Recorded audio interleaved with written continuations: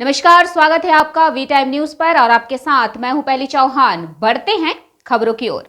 राज्य में फिर से फैल रहा है कोरोना संक्रमण। बेलडांगा ब्लॉक 2 के स्वास्थ्य अधिकारी का चेतावनी संदेश। कोरोना ने पूरे भारत में अपने पंजे पसार लिए हैं और राज्य में भी 6 लोग संक्रमित हैं।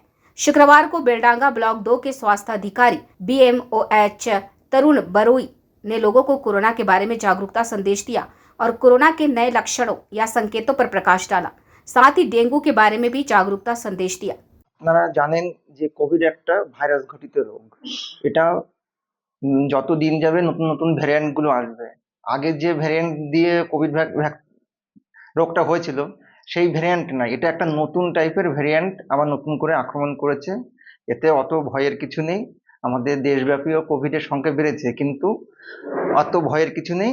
এর সাইন সিমটম আগে যেমনই আছে প্রায় তেমনই আছে। সামান্য সর্দি কাশি, অল্প ফিভার এইসবই হবে। যদি কারোর সর্দি কাশি হয় নিজেকে একটু অন্যের থেকে আলাদা রাখতে হবে এবং বারে বারে হাত মুখ ধুতে হবে এবং অন্যের থেকে একটু সেপারেট ভাবে থাকা যায় 5-6 দিন, তারপরে এমনি নিজের থেকেই ঠিক হয়ে যাবে। যদি কোনো ছোট বাচ্চা বা অনেক বয়স্কদের হয় তাদের একটু শ্বাসকষ্ট আসতে পারে, সেটা হলে সঙ্গে সঙ্গে আমাদের হসপিটালে আসবেন। আমরা সেই রকম ভাবে টেস্ট এখনো শুরু হয়নি, কিন্তু তার উপযুক্ত ব্যবস্থা বা ট্রিটমেন্ট আমরা এখান থেকেই করে দিচ্ছি। আপনারা এখন জানেন যে বর্ষাকাল সামনেই এবং এখনো মাঝে মাঝে নিম্নচাপ হচ্ছে, মাঝে মাঝে অল্প স্বল্প বৃষ্টি হচ্ছে। এই বৃষ্টিতে বিভিন্ন জায়গায় অল্প অল্প ছোট ছোট কন্টেনারে জল জমে যাচ্ছে। এই কন্টেনারে জল জমাটাই মানে ডেঙ্গু মশা আরো মানে যেটা এডিস মশা, এটা আরো মারাত্মকভাবে বৃদ্ধি পাবে। তাই আপনাদের এর মাধ্যমে সবাইকে সচেতন করছি, বাড়ির আশেপাশে সবাই একটু পরিষ্কার পরিচ্ছন্ন রাখবেন।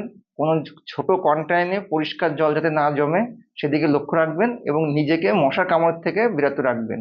এভাবেই ডেঙ্গুটা আর আমাদের সবার থেকে দূরে থাকবে এবং সবাই সচেতনতার মাধ্যমেই ডেঙ্গু একমাত্র दूर करा संभव।